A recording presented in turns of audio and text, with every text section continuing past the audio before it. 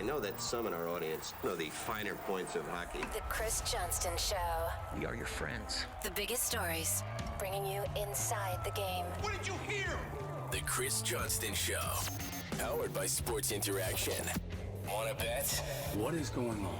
Here's Chris with your host, Julian McKenzie. Part of the game. Siege, we've got a lot to get to in terms of hockey talk. We got to talk Leafs Panthers, the Devils series as well. We'll touch up on the Kraken a bit too. The Edmonton Oilers, of course, in a playoff series of their own. We did not get to questions on our last episode. We will get to those today.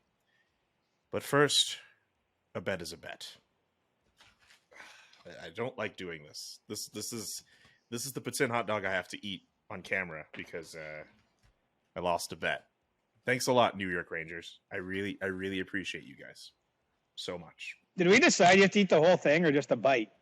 I don't know. I really don't know. You could just have a bite. I'm worried if you eat the whole thing, the whole episode will be you trying to digest that. Oh my god. This is just so much. Like, it's a little extra, just like Julian McKenzie. I love it. this is so much. Like, why would people do this? Why would people combine these two? It doesn't make sense. You already have a hot dog. You already have poutine on its own, which is heavy. Just leave them separate. It doesn't make sense. I don't know. Here in the center of the universe, I have a feeling that they know what they're doing at the Sky Dome with the poutine hot dog. Maybe you didn't make one up to their standards. So standards? This is a joke. Like, why the hell would people do this? You don't need to do. I feel the same way about poutine hot dogs, the same way I feel about artificial intelligence. We didn't stop. We focused so much on thinking that we could, and we never stopped to think if we should. That's exactly how I feel. Like this, you don't need to do that. But you can't stop human progress, whether it's AI or poutine hot dogs. like progress, some might not like any progress, but the rest of humanity will push things forward, and that will bring us to a moment where you can get poutine on a hot dog, and that's where we have got in this great year of 2023 at Blue Jays baseball. And thankfully, because the New Jersey Devils came through, you now have to share in the joy of human progress. Hey, everybody. This just in. Chris Johnston thinks the biggest advancement in human history is a poutine hot dog. I didn't say the biggest. You might as well make it. As well make it that, because that's basically what you're saying. I'm just saying progress is progress. Like, before we know it, maybe we'll get our food in a pill or something. I don't know. Like, things will keep evolving and changing. This is an affront to God, and I hate the fact that I had to do this and desecrate this poutine. You know, I had to explain to the owner of this poutine place. By the way, for those who don't know, I got the poutine and the hot dog from a place called Poutineerama, which is a Montreal-style poutine place, and the owner is from Montreal. Nice guy. He was very confused at the idea of a poutine hot dog. Very confused. Well, I mean, before you know it, it's going to be his best-selling item in 2 years. So in 2 years, why is it going to take so long? Well, because he's already resistant to the idea. He's got to open his mind to the possibilities, and when he sees how many people are snapping them up at Blue Jays games. Chris, you're better with hockey takes than food takes at this point. I don't know. I love the way this has evolved. Like, this evolved from you chirping it unnecessarily. You're saying you would never try one, and then you make a bet, and here you are eating one in your living room. Chris, just show everyone the chocolate bar you're enjoying today. I don't have a chocolate bar, man. Just got a coffee here. You just finished your coffee, Chris, before we were able to get on air, or are you just like withholding that from people? No, I don't have it. It's done. Wow. Okay. The one time we could have agreed on one food take, and you decide to withhold that from everybody. So I guess we're just going to beef on food. Anyway, it doesn't matter. It doesn't matter. I'm mad at you. Okay, let's get to Panthers Leafs. Okay, let's talk about a topic that hopefully won't be nearly as divisive. Congratulations to the Leafs. They're in the second round, as are the Florida Panthers. And that series looks very, very interesting. Matthew Tkachuk is playing out of his mind. The Panthers already have a 1-0 series lead. What were your impressions of the opening to that second round series? Well, I don't know how everyone viewed Florida's win over Boston. I think some people that I live near here in Toronto were thinking that was a better outcome for the Leafs. I think, my initial impressions are the Panthers are not going to be a walkover for anybody. And, we have to get our minds around, and this is a broad statement that I think applies to series beyond this one and just playoffs in general. We have to get our minds around the idea that what happens over the whole season doesn't really matter when it gets to the Stanley Cup tournament. And if you rewind the clock a few weeks now, Florida won 6 games in a row at the end of the regular season to get in the playoffs. They've now won 4 games in a row when you count the last 3 to finish off the Bruins in round 1 and the opener in Toronto. And they're one of the hottest teams in the league without question. And if you see the way they're playing, if you see the fact that they've had Sam Bennett back, he was out injured at the end of the regular season, what a difference it's made for them. And the fact that, Sergei Bobrovsky, who was for a time kind of pushed to the side by Alex Lyon, he's starting to look like a guy who's won a couple of Vezina trophies before.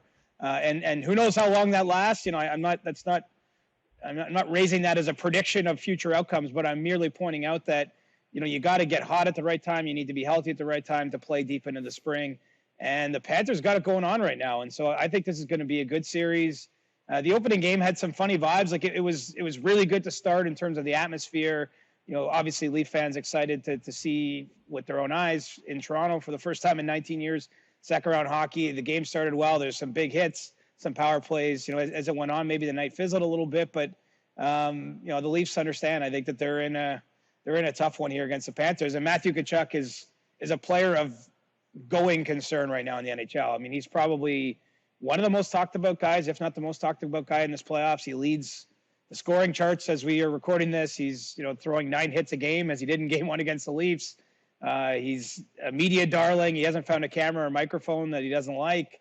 I mean, he's just a compelling character on and off the ice. And I think he enjoys the role of being, I don't know if he's a villain. Like, villain might be a little strong, but he's kind of embracing the underdog villain kind of vibe. And he's disrupting things. And so are the Panthers. I believe, I forget who used anti-hero, but I think anti-hero might be the best way to describe Matthew Tkachuk. Well, anything to get Taylor Swift in the show, I'm all for. So I'll go. I knew referencing anti-hero. I'll go with anti-hero. Sure, but I mean, because you're right. He's not a villain. Like, I don't think he's hated by any means. Either really by opponents, although in some cases, of course, he has got truly under the skin. But even others fan bases, at least, I don't get that feeling. I think he's kind of, respected. He's just the way he plays is unique. There's just not many players who initiate contact to the degree he does, who welcome it, who like to get into some of the crap around the net, and then who have his hands and make the offensive plays and have 100-point seasons and break the game open the way he does. So, it's a unique skill set. There's a lot there. And a lot's working too. I think with Sam Bennett, it's kind of an under-discussed, maybe part of his success is those two guys in particular really get on the forecheck for the Panthers, and that creates a lot of chaos in the offensive zone when they're on the ice. And I kind of think the Panthers, they play a little bit to like their state, right? Like what's the vibe of the state of Florida? It's a little chaotic place, right? The whole Florida man meme. Like they I don't know if a little chaotic is the right word. Well, you could say very chaotic. I feel like they represent the state very well with how they play hockey, and I'm saying that as a compliment, frankly. Like I'm not. That's not any hate. Like you watch a game they're in, like it's not smooth. It's 80s hockey in a lot of cases. Like it's taken 4 goals to win most of the games they're involved in. I know they've had a couple in the playoffs that were closer than that, but they also have 7-5 games and lots of penalties and even just the style of play they have. It's a little reckless, and I think it's because of the personnel they've got. And so that's something that Boston ultimately couldn't quite handle or couldn't quite solve. I think the Bruins defenseman got worn down over that series, and Florida found its way through. And now that's the Rubik's Cube that Sheldon Keefe and the Leafs are kind of spinning around. And I think you're figuring out, do you try to go power against power with the Tkachuk line? Are you going to try to create maybe a more defensive-minded line to shut him down? It's only 1 game into the series, so I don't know how that's going to shake out. But I think that's the debate that's happening behind me here at the Leafs practice rink in the coach's room, is just what's the best way to approach this, because it's a unique challenge. It's very different than what they saw from the Tampa Bay Lightning. What do you think this season? I understand there's games still left to play for both of these teams, but what do you think this season could do for Matthew Tkachuk and his placement atop the best players in the world in hockey. This is a guy who may very well end up as a finalist for the Hart Trophy, or at least on a lot of people's ballots for that honor.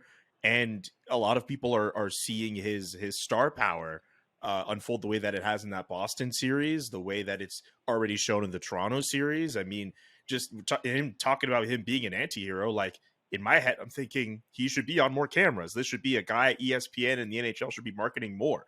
What do you think this season will do in terms of how we view Matthew Tkachuk going forward? Well, he's never going to get a better opportunity, frankly. I mean, ESPN covers these games, right? If he plays on, if they go on an even deeper run than this one, if he continues to perform individually the way he has, I mean, that's how you make your mark there. He was second on my Hart Trophy ballot this year. So he basically won the B flight behind Connor McDavid, which is, an accomplishment in itself because McDavid was so far and above everybody else this season. I think he'll continue to be in that kind of class of conversation. I don't know if enough of our fellow hockey writers out there agreed with me, but I wouldn't be surprised to see him be in the top three, obviously, since I classed him second. And in the playoffs, he's made for the playoffs. I mean, you see the video behind the scenes in Boston, like, guys, remember this room. We're going to be back here for 7 after they won Game 5. He scores an overtime winner in that series. Like, just he's got a sense of occasion. He's a performer. That's what Paul Maurice called him. It stood out to me. He's a performer. Like, some players, all the guys that play in the NHL have a lot of skill, a lot of talent, and a lot of, also ability that they've developed with hard work.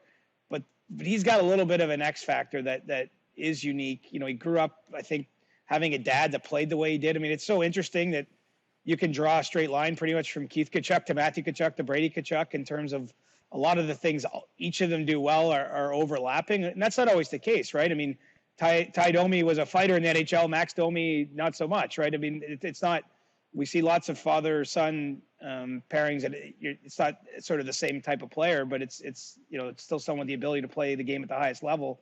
He's a unique individual. And so I think, and look, he's in a series here with Austin Matthews. I mean, there's the opportunity to at least have the discussion about the best American player at the moment. Matthew Tkachuk's probably a little bit ahead in the moment. Austin Matthews, I would say, is ahead on the overall scorecard, having won a Hart Trophy himself and 2 Rocket Richards and has a 60-goal season. But they're contemporaries. They played at the U.S. National Development Program together. Even Mitch Marner and Matthew Tkachuk were teammates with the London Knights in the Ontario Hockey League. So, these are the guys he's measured against, and now he's playing against them. And if he comes out on top, I mean, this is where reputations are formed. And I would suggest to you in the first 2.5 weeks, he's only bolstered his reputation. I mean, I think he did with his season.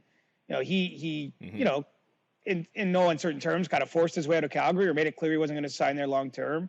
He, I don't know if it's a risk to go to the reigning President's Trophy winners, but he's going to a new team. He signs a big contract. I mean, there's a lot of attention that comes with that, and he just absolutely delivered when you look at his performance. Just was a 5-star performer this year, and if he repeats that in the playoffs, man, we forget the point totals over time in the regular season. I think I said this in the previous episode, but we don't forget the guys that get it done when it matters, and it matters right now. Man, we could have a whole other discussion with regards to how the playoffs obviously are a different animal than the regular season. We could have it now. We could have it in another episode. It doesn't matter to me, but we should have a discussion about how the regular season really doesn't matter. And the Boston Bruins, as a result of what Matthew Tkachuk and the Florida Panthers did, it really just underscores that fact that, you can go through an entire regular season, be the most dominant team, have everything click for you, and then in a matter of 2 weeks, it's over. And I wonder if there is another conversation to come with that. Like, is it just going to be a thing where we just continue to just shrug our shoulders and say, oh, that's just how it goes in the regular season? Or will someone step up and say, hey, you know what? Like, maybe we need some kind of in-season tournament or some other way to make the President's Trophy matter. Again, that could be something we can go in depth in on another show, but we could go ahead with that too. I mean, that's inevitable at some point. I mean, the NBA is doing it. All the leagues borrow, bag, and steal from each other. Wild cards start in baseball. And anyway, I mean, all these things, what works somewhere else will work, generally across the league. So I think that some kind of in-season tournament, whatever that looks like, will be in the NHL's future down the road. The regular season is like a bit of an optical illusion because it does matter, but it does matter until it doesn't, if that makes sense. And certainly by the first day of the playoffs, it doesn't matter. I actually remember Austin Matthews. He won his first Rocket Richard Trophy in the 2021 COVID season. That was the year the Leafs lost to Montreal in the first round, blew a 3-1 lead, and he came back.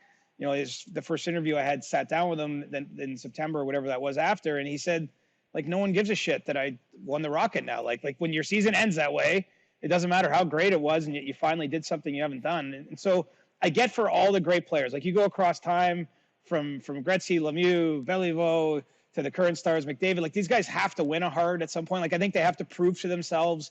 And one of the ways you do that is an individual honor, you know, that you are the best among your peers or among the best. But then ultimately, I think they all realize it's a little bit hollow and that the only trophy truly that matters when it's all said and done is trying to get your hands on the Stanley Cup. And you know, sometimes the way to do that, I think, is by not completely going all out on the regular season. Or maybe if you're nursing a minor injury, it might be better to actually miss games versus playing through them and still compiling points. I mean, that could be a touchy subject, and I think it's personal depending on who's viewing it.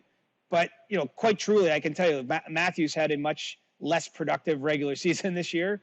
I would gather for him it's worth it even just to have won the first round against Tampa, to have that experience. You know, he was big in that round. Now he gets a chance to play in round 2. And if the Leafs go on a run, I think he's going to prize this season over all the ones before it when he had much better individual numbers. Also, especially the fact that he had, I mean, in that first round series, one big knock on Austin Matthews before this year, where's the playoff success? Where is he showing up in big games? And I think that first round series against Tampa Bay at least helps to change that narrative. And if that continues, of course, that will do more for that. But yeah, I can understand where he's coming from off the fact that he gets a Rocket Richard in a year that ultimately doesn't really matter. But at least he could come away with like an individual accolade. Like imagine the rest of the team who doesn't get that same amount of praise, who plays through that season and they don't get anything out of it. And when at the end of the career, like that stuff helps get you in the Hall of Fame. Like I'm not sure if he's thinking about that. He's still a pretty young guy. It might not be really in his mind just yet. But like that's the thing. Like that's why I say it does matter to a degree. But I guess maybe what we're talking about here is the idea that it takes you to a next level to do it in the playoffs, or maybe to do it if we get best on best again. We're not going down the road. But I'm just saying if you do it in that setting, like I'll take you all the way back to the 2010 Olympics where Jonathan Toews was a very young player in the league. And, you know, he has a starring role for Team Canada kind of out of nowhere at 20 or 21 years old. Like that elevates you forever.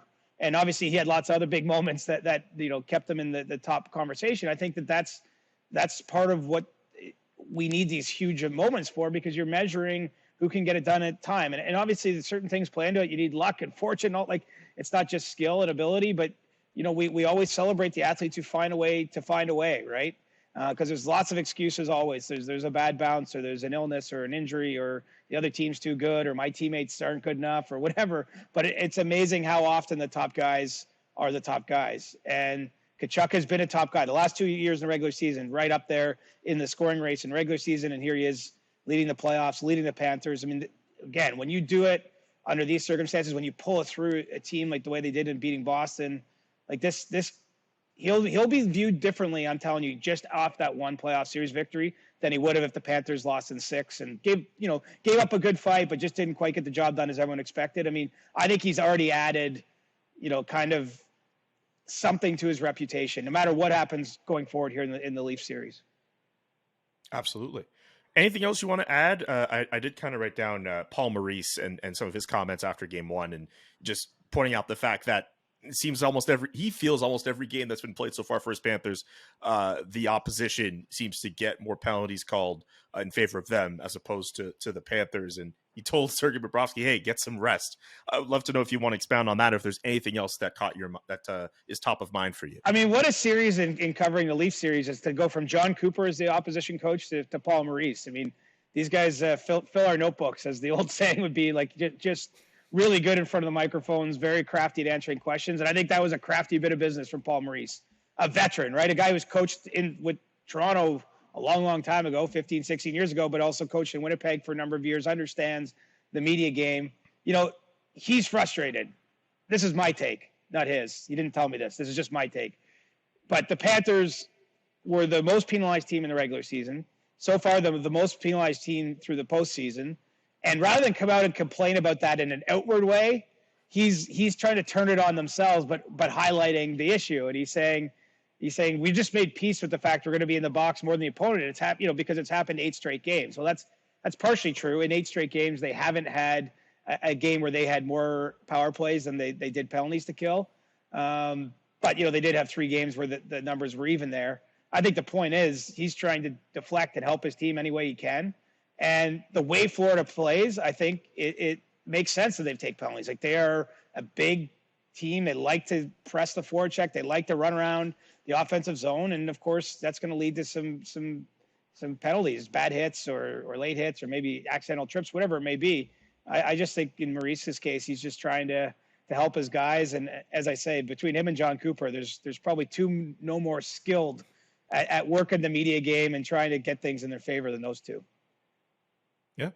And with that, we can get to sports interaction, and we'll talk about some of the other storylines to talk about when it comes to the Stanley Cup playoffs, and we will get to your questions at the end of the show. No more puts in hot dog talk from here on out, I promise. You can bet that with David Bastel. Brought to you by Sports Interaction. Get in the action and make a play. 19 plus. Please play responsibly. Welcome to You Can Bet That. Hit up sportsinteraction.com/SDPN for all of your gaming needs. For those who want to know who is currently the projected favorite to win the Stanley Cup. This is as of when I pulled these numbers up just before we started and just on Sports Interaction. The Edmonton Oilers right now are the favorite at plus 390. The Toronto Maple Leafs at plus 527. They started the series as the betting favorite, but still, those 2 teams, we could be on a collision course for a Stanley Cup final with both of those teams. Some people wanted Boston, Edmonton. Toronto, Edmonton, this country might not survive whatever war could come from that. Man, I mean, the listeners of the show could have got better value if they just listened to my Edmonton Oilers pick at the start of the playoffs, because those odds go down as the teams get knocked out, right? As the field gets a little smaller. And I still feel as confident as when I made that predict that Edmonton should get to the cup final rather. I mean, it's hard to predict what happens when you mix the conferences together, but right now I think that they, are the class of the West, and the problem with the playoffs is there's some unpredictability built in, but I think that as long as the goaltending holds up the way it has so far, Stuart Skinner helping them get through the first round against LA. Largely, I know Jack Campbell came in the one game and had a nice story there, but I think the Oilers are well positioned, but they got to be road warriors starting the second round with a couple games at T-Mobile Arena in Vegas. They've had a long break too, which sometimes can be an X factor. I think it's good big picture to get your players rested, but it can be a little bit of an impediment in the short term sometimes. So we'll see how Edmonton does as favorites. That's the other thing is they probably haven't really been considered favorites until maybe just the end of the regular season. Everyone got wise to how hot they were in the second half because they had a ridiculous finish to the year. But no one played better than them down the stretch, and certainly none of the teams of the 8 remaining right now, none of those teams played better from January 1st on than the Edmonton Oilers did. All right. SportsInteraction.com/SDPN for all the best odds before game, in game, and of course the best props. SportsInteraction.com/SDPN. Before we get to some of the other playoff series, I have a question about the schedule. You're not the only one. There was a lot of questions about the schedule on Monday. Yes. So for those who were not necessarily in the know about the scheduling here, there was a time we saw some of the series. We only saw dates and times for only the first 2 games. And I think even some of those dates kind of got changed around too. But essentially, if you're following the Florida-Toronto series, you got game 1 already. Game 2 is Thursday. And then game 3 is Sunday. And then game 4 is next Wednesday, which is weird. And if you're following Vegas and Edmonton, that is the one Saturday night game this weekend. All the other 3 games will play on Sunday. And even then, that's Edmonton-Vegas series starts tonight, which is Wednesday. And then game 2 is Saturday. And then they get back to their regular cadence. Why are there all these weird gaps, in particular for those 2 series? Like, why is the schedule like this? Well, there's a lot here. And I think the easiest answer is to say that there's many different people at the table when the scheduling gets done. Obviously, it's down to arena availabilities in the markets. The U.S. national broadcasters have a say. Sportsnet, the Canadian national broadcaster, has a say. The NHL has a say. And then there's just a standard way of doing business. So when you mix all those voices into there, I think you can get some conflicting ideas about what's best. And what I'll tell you about this is I've never seen what we saw happen this way, just in terms of timing. So the Leafs and Panthers played game one of their series at 7 p.m. Eastern on Tuesday. They didn't, at least as I've been told from a source, they didn't get the official 100% schedule until about 4 p.m. that day.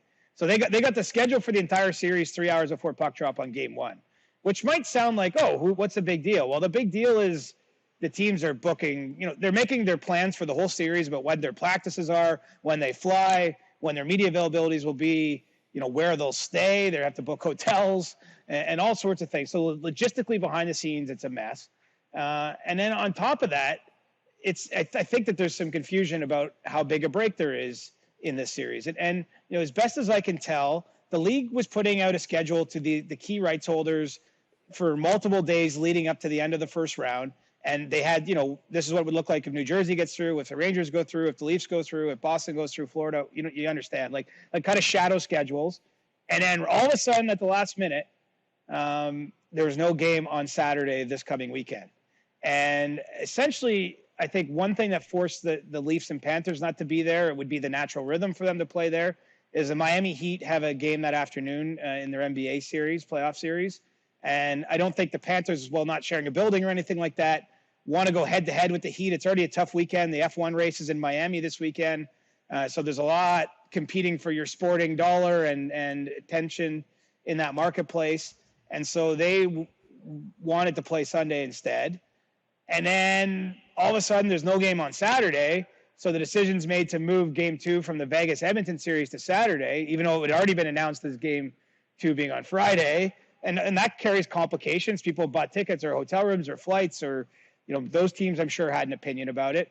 And so I think there was a lot of haggling back and forth. And ultimately what we see here is trying to satisfy the best you can, venue space, what the broadcaster needs and wants are, and then obviously what the teams want. And so, look, it's not perfect, but here's the thing. It's the same for both teams. That's the beauty of the playoffs. Both teams have the same travel.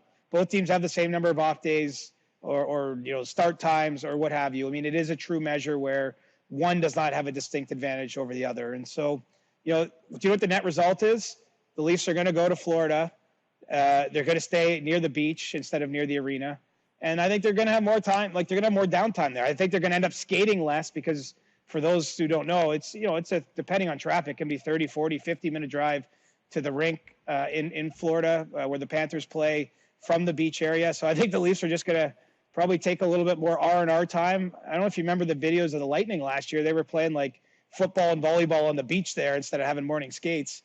I'm not sure if the Leafs will recreate that, but, they have a great behind-the-scenes video team. So if they do, I'm sure we'll see about it. But, I mean, look, you just got to adapt to the conditions presented to you. And I'm sure not everyone likes how they got there. I think that the bigger issue, Julian, is that it took so long for the damn thing to get released. Like, you just would have liked that Yes. You would have liked that to have been sorted out. But, I don't actually know off the top of my head when the NBA schedule was finalized. Maybe that somewhat dictated the timing of this being pushed back late. But it's not ideal to be making the schedule up as you go, as you're starting the next round.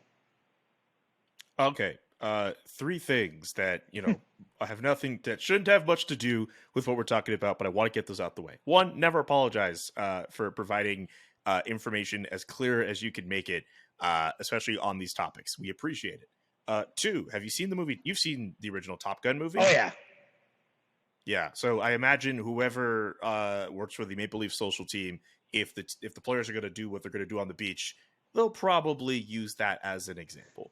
3rd question. What's the name of that bar in Florida that you told me to go to? I didn't go to when I went that you liked? The Elbow Room. Well, it's not that I like it. So yes. It's very popular on the hockey circuit. Like for example, I went to All-Star Weekend in South Florida. I was there 3 or 4 nights. I didn't go once. So I don't like it so much that I'm like making crazy trips there. It can be a bit busy and hectic and loud. It's fun though if you're up for a good time. That's why I was trying to send you there. And you'll always see, okay, that's fair. If you ever go there during the season, you will see people who work for the team, maybe the occasional player, probably not so much in today's day and age, certainly other medium. Like it's like a magnet for hockey people when hockey's going on down in South Florida. All right, cool. I have to make that trip. I made the mistake of booking my hotel close to the arena, and I should have went to the mall, but like I didn't book around there. But anyway, I digress. There was. I heard that there was two yeah. Tkachuks in the elbow room during the All-Star weekend. So, Ooh. well, 3, I guess, if you count Keith too. I mean, that's the kind of place it is. Yeah, it's just a lot of chirping, probably a lot of yapping. Yeah, and now that we got double off days in this series, maybe I'll get there because there's more of an opportunity, perhaps, to, relax a little bit. I think you might need your bed more. Yeah, I mean, we'll see. I'll put it this way: I'll report back honestly, whichever way it goes on the pod. Please do. For the 100%ers. Yes, to the 100%ers. We see you. We salute you. Edmonton, Vegas. That series of all 4 in the second round looks like the most fun on paper to me, anyway. I also love the fact that we're seeing Connor McDavid versus Jack Eichel, the top 2 picks at the 2015 NHL draft, and I wish it was something that was just kind of more of a thing. But because they played in opposite conferences, didn't really see each other that much, I don't think that rivalry, if it is one, got hyped up the way that it is. But now we get to see them play against each other in a playoff series. I am all about that. How do you see this series stacking up, and what are your thoughts? Well, poor Jack Eichel, because I don't say this as any criticism of him. Like, how could it be a thing? Jack Eichel is a very good NHL player, and I know he had a really tough, issue with his neck there that's obviously impacted his career. But, I mean, Connor McDavid versus anybody can't really be a thing. Because it's not a contest. Like one man standing on Pluto and the other is stuck here on Earth or something. Like one guy is like floating around in the universe doing things we've never seen before, and the other guy is just merely really good at doing. So yeah, it's hard to really build them up one versus one, but they definitely don't like it. You could tell neither guy wants to talk about that. Fortunately, I will say, once the series is done, I think it might kill it once and for all as a topic.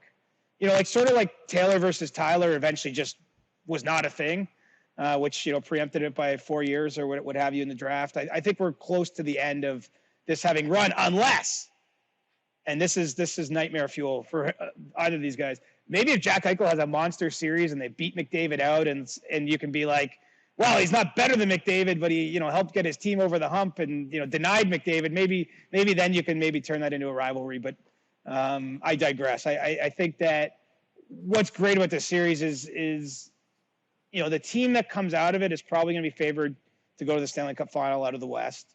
And look, it's sitting right there for everybody. The Oilers were so close last year. They don't even have to go through Colorado again.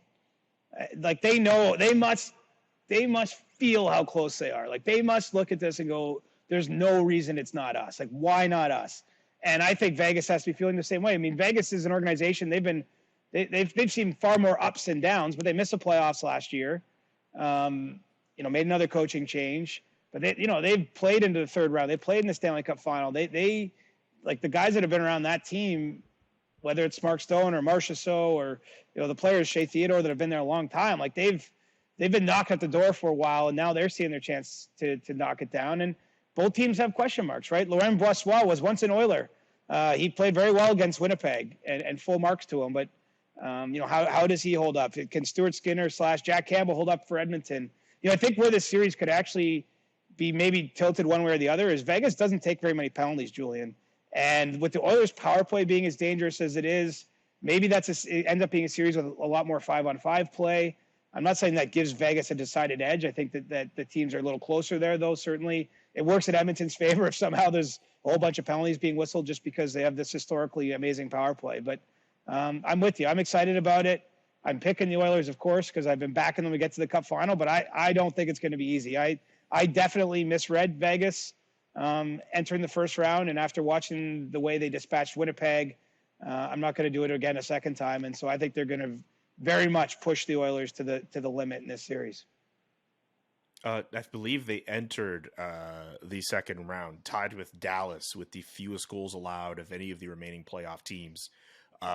which testament to them. I get that series ended in 5, but that's a Winnipeg team that supposedly had all these great offensive weapons. But of course, as Rick Bowness pointed out, they did not show enough pushback. I really hope we get a lot of goals between this series with Edmonton and Vegas, just because of the firepower on both sides. Is it looking more towards that as opposed to some of the defensive aspects we pointed out in the Los Angeles Edmonton series? I'm inclined to think it'll be lower scoring myself, and I'll just take the L if I'm wrong on that. But the one thing that opened my eyes to Edmonton down the stretch is the way they started winning like 3-1 games, and I know they had some higher score games against LA, but I just think with the way that the Bruce Cassidy's team plays, I think that they don't give up a lot of high danger stuff.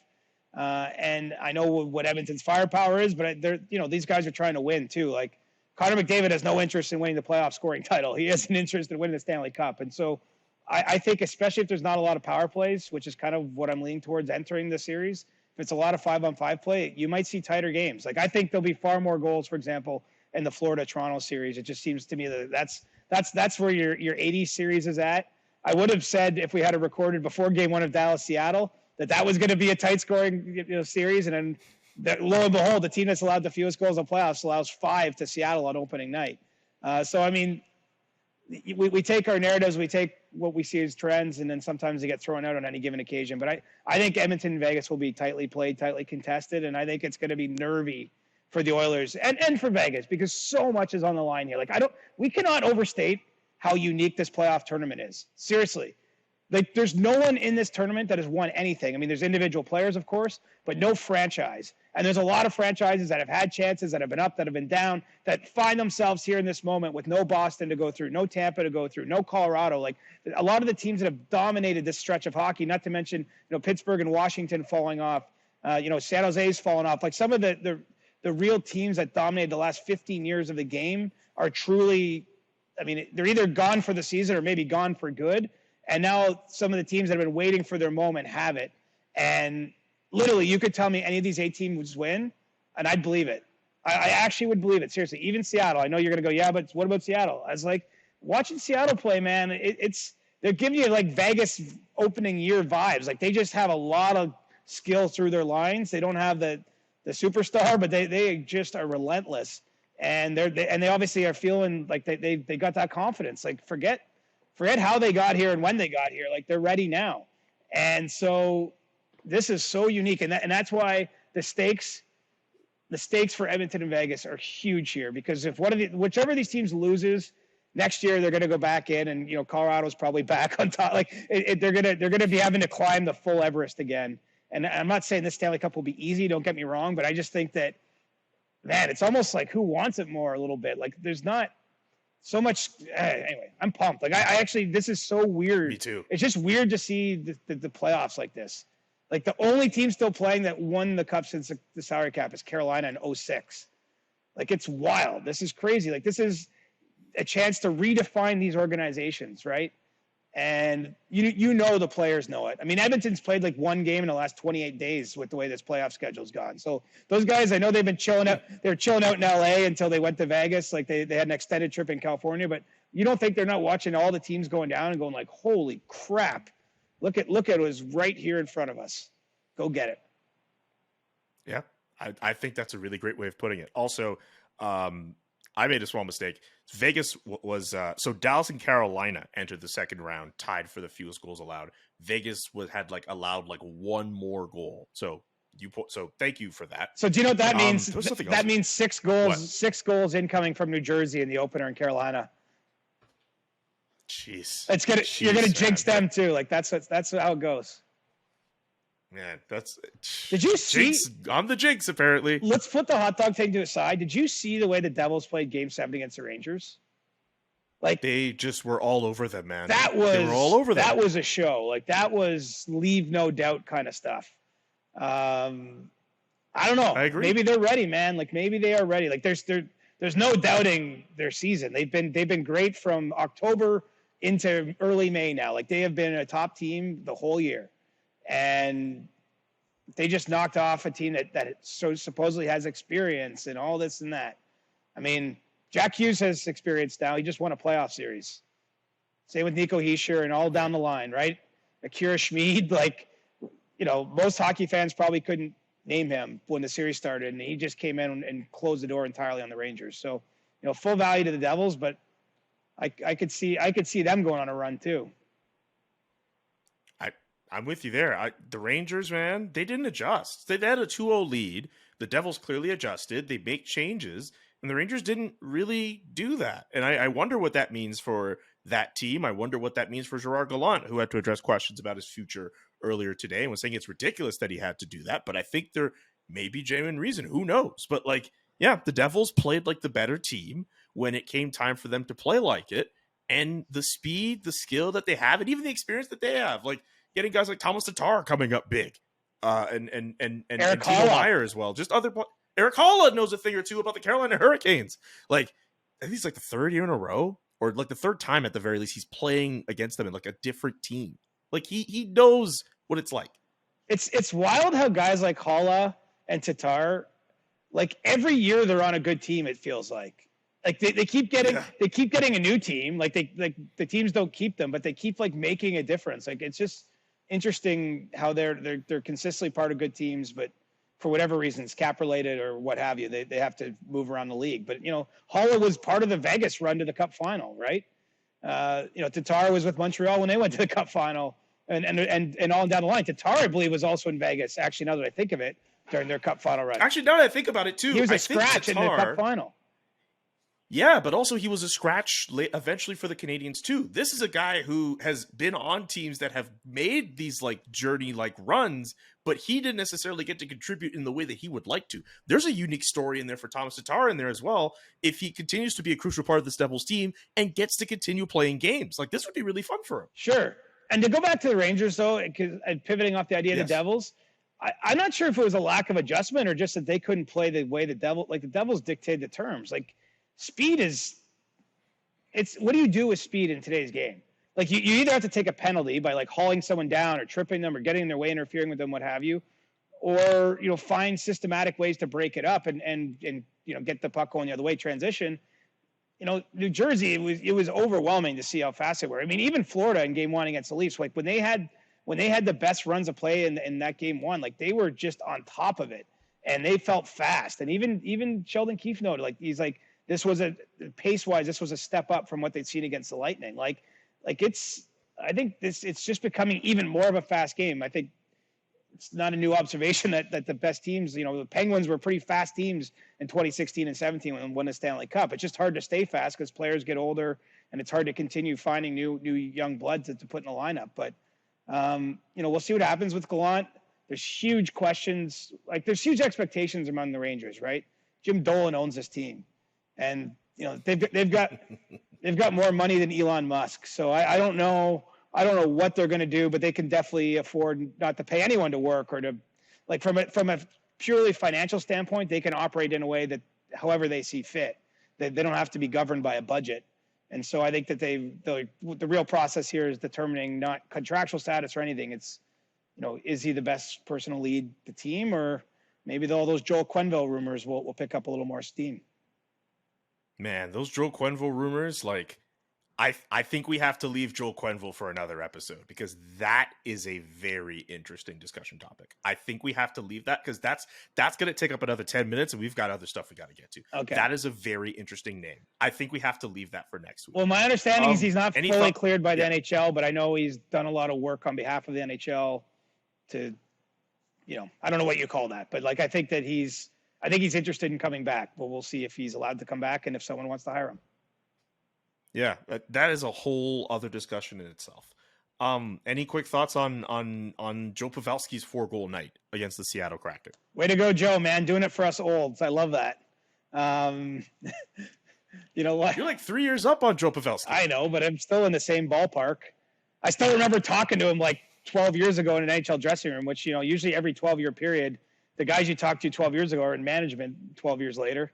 And I'm sure Joe will be somewhere eventually soon. But, good on him. Comes back from injury, has a night that he'll never forget. I'm sure he's going to want to forget it. And the fact his team lost, it's a better story, of course, if they find a way to win. But, he's a huge part of what the Stars do. And they've got a better chance at advancing now that he's back in their lineup. He doesn't need to score 4 goals a night, but that was a nice cherry topper in the first game against Seattle. Absolutely. But to your point about Seattle earlier, just the way that they're balanced, the way that they look. I mean, the biggest thing for them is the fact that they always had that balance on all their lines. The goaltending just wasn't there, but for whatever reason, it is now in Philip Grubauer and Martin Jones. But Philip Grubauer specifically, like, he was still below 900 for the season, and he's like at least 910 now. Like he's completely his play has changed and has helped the Seattle Kraken. Well, none of us know a damn thing about goaltending. Let's call it. Like, no, the 8 teams left, there's only, like, we could have questions about 7 of their goalies. I don't think there's much question that Jake Ottinger's going to be a long-time star in the league. Like, I'm willing to say that anyway for Dallas. But every team, like, we could go series by series by series and go, like, what's going to happen with Sergei Bobrovsky? Can he keep it up? You know, is Ilya Samsonov, is he what he's showing in the good games for the Leafs or the bad games? You know, right down the line. Carolina, are they starting Antti Ranta or Frederik Andersen, or maybe Pyotr Kochetkov comes in?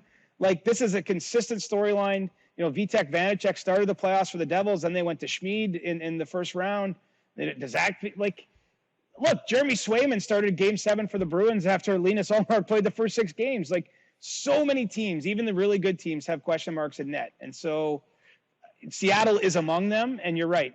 Grubauer, he had some big games, especially in that Avalanche series, which got them through. But I'm not sure that anyone's definitively answered questions. Like, if you tell me Bobrovsky turns into a pumpkin, I'd go, okay, yeah, that tracks. Like, I wish I remembered who. Someone made a good comment. It's like they find that Sergei Bobrovsky is always tipping a playoff series in someone's favor, either the opponent's favor or his own. He's either stealing a series or he's like coughing a series up. And that's unfair to him, of course, but like there is that vibe. Like he definitely at his top end is unreal, but we haven't seen enough of it in recent years, certainly not to the value of his contract. And he's been good in these playoff games, but he also was backing up Alex Lyon when the playoffs started 2 weeks ago. So where are we going to be 2 weeks from now? I mean, this is part of the chaos of what we're dealing with.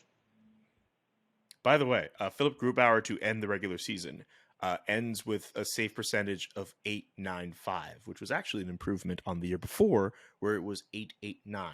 In the postseason, with a 5-3 record, 8 games through, he has a save percentage of .921. Right, goalies, and that's why the Kraken are still playing. Because if he was exactly. .895 in round 1, they would have done the exit interviews in Seattle already. Do you have a prediction for each of these series? I know you picked Edmonton to win over Vegas. What about Toronto, Florida? What about Seattle, Dallas? What about New Jersey, Carolina? I have Devils in 5, Leafs in 7. I have the Kraken in 7, and the Oilers in 6. Devils in 5 is the most interesting one of all of them, considering what Carolina has in terms of their defensive structure. That's very interesting. I wish we had an archivist on this podcast, because I was talking up the Devils in September on the show, for sure, before they'd played a game. I've been a believer in them all year, and I just haven't seen anything that makes me not believe in them, honestly. Like, they've actually been better than I thought. Like, I'm not taking credit, but I think I think a lot of us missed that last year for them wasn't as bad as the point total, because they literally didn't get a save. Like, they had abysmal goaltending. And so with even just average goaltending, they were going to be better, and they've been better than better. And I think they're going to get stronger. So, and I'm just worried about Carolina's questions in net. I'm worried about Carolina's lack of scoring punch. You know, not necessarily hot topics here, but I could see the Devils really taking it to them. That's where I'm sitting. I got to make my picks. I love the heat siege. Let's get to some questions from the lovely people who sent in questions for Ask CJ. We normally do this on a Monday, but because of limited time, we had to move it to Wednesday. By the way, thank you to everyone for accommodating the weird quirks in our schedules, because we had an episode drop Sunday instead of Monday, and now we're doing an episode on a Wednesday instead of a Thursday. Just how life goes when you're covering the Stanley Cup playoffs. So thank you to everyone for accommodating for all that. Yes, you're making my life easier, Julian and producer Nick and the listeners. So thank you. Absolutely. Let's start with this question from Giant Pie 12. How does the Sen sale, the Ottawa Senators, if the team sells for $1 billion, affect the expansion fee? And does that amount make other owners look at potentially selling their teams to cash in? Ooh, I think it will affect the expansion fee. I mean, we already saw it go up from $500 million for Vegas to $650 for Seattle, I'm willing to bet whenever there is expansion again, the number is going to be more than 650 million. I mean, it's like selling real estate. The real estate's getting more valuable over time. So that will be the case. I don't know that you're going to see. I mean, you have to remember, most people that own a professional sports franchise in North America, at least at the top level, are fabulously wealthy already. Like, they're not owning it necessarily just to make money. It's nice when you can do that. But I mean, these are limited assets, right? There's not just a bunch of franchises for sale. And so generally, when someone buys a team, as long as they have the cash flow to support it, I think they want to own that team and own it for a long time, because the longer they own it, it will be worth more at sale. So I think the Sens sale would be good news for the league at $1 billion. I think it's going to make more money down the road for whoever sells, but I don't think you're going to see 6 teams hit the market. It's just because these people already have the money. The hard thing to get is the franchise. And there's a lot of people like it's not the world I keep, not the world you keep, Julian, but there's a lot of people in North America walking around with billions of dollars in their bank account, whether it's tech executives or just people crazy. Like, I can't even put my mind around that, but there's more billionaires than there are teams to buy. And so the prices are just going to keep going up. You mean your company, beyond the people you cover every day, aren't consisting of billionaires? I mean, the owners are. I don't keep company with the owners. I mean, look at the players That's what I mean. The players are obviously wealthier than I am, but like the players are closer to me and you than the owners are to the players. If you know what I'm saying, in terms of total money. So like, I get you. So, or total net worth, or however you want to measure that. So I have more in common with the players, even though I can't live their lifestyle exactly, than I do with the owners, who just have more zeros in their bank account than I could count. Who would you rather work for, Snoop Dogg or Ryan Reynolds? It's not a question. I mean, it's got to be Snoop. Here's the thing. It's not even a discussion. Ryan Reynolds is a friend of the pod. We've been a supporter. We've said that we will do our first interview with an outside guest when Ryan Reynolds comes on. So like, I'm not throwing any shade at Ryan, but he seems like an intense character, man. Like, watching him watch the Wrexham games, watching the documentary Welcome to Wrexham, like, he seems very hands-on and quite intense and like on top of things, whereas Snoop just feels like anything would go. And so I think from a boss, like, Ryan Reynolds might be a better boss in terms of like getting shit done, but I think Snoop would be a more fun boss and more relaxed and casual boss. So I'm gonna pick him. And even then, like, in the case of Snoop, like, it's Nico Sparks who's really kind of the like leading things on that particular bid, and like Snoop is obviously like the celebrity figurehead, and obviously he wants to do cool stuff too, like start his league as well, and he wants this, like, I think he recognizes the gravitas of him being in a position of ownership if this were to come his way. At the same time, like, hell yeah, like I want to work for Snoop Dogg, and I don't care about how much work we get done. Like, we're in the green room. Well, and he gets stuff done. Like, who's kidding who? He does wildly successful, but he's a very successful dude. He just doesn't seem like be a hard driving boss. And I actually think Ryan Reynolds might be a pain in the ass to work for. Just a feeling. Also, if Snoop Dogg and his people were all like, yeah, cuz we want to head up on the CJ show, cuz, like, I'm not saying no to that interview. No, I mean, do we give Ryan Reynolds right of first refusal? No. Do we go, hey Ryan, Snoop wants on the pod. What do you his input for? Hey, Ryan, Snoop wants on the pod. What do we need his input for? We've saved the seat for you. Do you want to use it instead, or are we taking Snoop? I mean, we could tip the balance of the scales on this Sens sale. It's Snoop Dogg. It's Snoop Dogg. I know. Ryan Reynolds, hell of an actor. Love Deadpool. It's Snoop Dogg. What's your favorite Snoop Dogg song? I don't know. You don't have a favorite Snoop Dogg song? I don't have a favorite anything like that. Like, I don't. So you mean what? You and your boys in Coburg weren't, chilling on a Friday night listening to Gin and Juice in the 90s? Of course we were. But what I mean is, I'm actually reacting to the question favorite more than Snoop Dogg. Like, I'm not a make a list guy ever. Like, you could say, what are your 5 favorite hockey games? And obviously I love hockey and I've been to lots of games. Like, I'm not one to rank things. Like, what are your 5 favorite types of hot dogs? Like, I like all hot dogs. So like, I'm just letting you know, like, I'm not someone who lists things. It's just funny because some people love lists. No, I know, but like it's funny you say that because what do we do every February and March every year? We list out the most the best like trade acquisitions. What do you mean you're not a list guy? Well, that's a professional responsibility. That's not something personally I would still put it this way. When I'm not in this business anymore, Julian, I won't be doing that in my spare time. Like that's like something. Okay, good. That's something I have to do by order of the work I do, not something I want to do. I just don't see the world like I'm not. I don't see the world in like black and white. Honestly, I think that's what it is. Like I don't see the world. I see a lot more gray and everything. Like I don't see this is better than that. If that makes sense. Yeah. So it does. I know you wanted like you just wanted to be like gin and juice or like smoke weed every day or something like. But like I don't have a favorite song.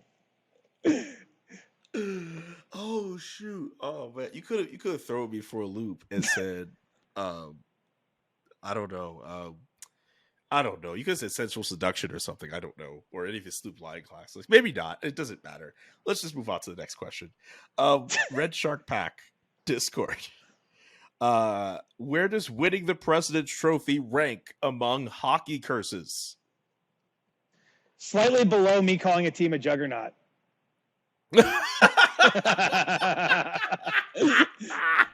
And unfortunately for the Bruins, you admit it. Unfortunately for the Bruins, I actually called them a juggernaut. I thought that they were the team that could outlast. Oh shit! I put it in the newsletter. Wait. No. But I wasn't trying to curse them. Did? I actually thought that they were like that good that they was safe. Oh. I'm retiring that word. But I laughed. So literally what you're oh my god. That word is working its way into hockey vernacular more. Seriously. Like in the first round, out of nowhere, John Cooper called the Leafs a defensive juggernaut. Like he used that terminology. And at one point, Sheldon Keefe recently I think it was yesterday or 2 days ago, was talking about the Panthers. He said they just knocked off a juggernaut, the Boston Bruins. Like the juggernaut thing is like, and I'm not taking credit for that. Honestly, it's just like weird how language kind of evolves and everyone's using that term, but it's just not safe for me to use that term anymore. So it is fully retired. I don't care if a team goes 82-0 next year. I will refuse. I'm just not calling them a juggernaut. I feel you should take credit for it only because what if the Hockey Hall of Fame one day calls and says like, hey, we're going to put this tweet in the Hockey Hall of Fame? That would be cool. And maybe that'd be awesome. And I can be like, hey, I even ran a marathon in a juggernaut t-shirt to prove it wasn't a curse. I didn't get struck down by lightning midway through or whatever. You cursed the Boston Bruins. Oh my god. So yeah, the President's Trophy curse is real, but it's still slightly below the juggernaut curse. Okay. 2 more questions for you. This one's from Up in Flames. If someone, and they put Montreal in parentheses with the eyeball emoji, were to offer Pierre-Luc Dubois this offseason, does that mean the Jets are stuck with either keeping him and not being able to trade him or letting him go and getting the compensatory picks? Or could they match the offer sheet and trade him during the season? I doubt he signs an offer sheet because why would he? He's 1 year out from unrestricted free agency. So let's say he gets a 5-year offer sheet, even at massive money. If he wants to leave, there's the risk that they match. And I'm not saying he wants to leave. It's certainly a possibility. But I don't see this being an offer sheet situation. I actually see it being a very complex situation because the player has some amount of control in that he can become an unrestricted free agent in 2024. If he wants to go play at a certain spot, whether that's Montreal or somewhere else, Winnipeg presumably wants to deal with those teams. But what would those teams give up knowing that he wants to play there? Like, what is the leverage of the Jets? I mean, it's entirely possible that they just bring him back for another season. Like, it's too early to say which way this is going to go. But, it's not an easy trade for Winnipeg to make. He's an important player still. And I don't see any offer sheet that would make sense for him. I think offer sheets might make sense for younger players that are kind of middle of the road guys that like you actually put a team maybe in cap trouble with a decision. I mean, the Jets might actually want 5 more years of Pierre-Luc Dubois if someone else negotiate a contract with him. So, we'll see how this all shakes down. But the path out of Winnipeg into a place like Montreal, it might take some time. Last one from Corleos. Will CJ be bringing a little bit of Coburg to Stockholm this November when the Leafs visit? And does he need any local guides to set him straight with the best places to go? I'm going to get there if I can. I think that's the best way to put it. Love Stockholm. I have so many Swedish friends and so many people in Swedish hockey that I'm close with. And with the Leafs and Senators going over, it might make some sense. But, they announced that in the middle of the playoffs. So I haven't had, honestly, other than just thinking, hey, that'd be cool to be there. I've got no idea if I'm going to get there. But I spent last summer, I visited Stockholm for a couple days. There's a chance, actually, I'm back in Sweden this summer, although I'm still working out my plans. So if I can get there, I'd love to because, I love international hockey. And it's cool. The World Championships are starting soon, too. It's just something that'll be on our radar. We'll discuss a little bit on the show when they get going. And, so tack så mycket for the interest in Sweden. Skål. Skull. I like that. That's pretty nice. And I think that's Tjena läget. You're gonna have to teach me some Swedish, my man. I only know skull. I've got about 7 words, and I've used about 6 of them so far. So, jeez.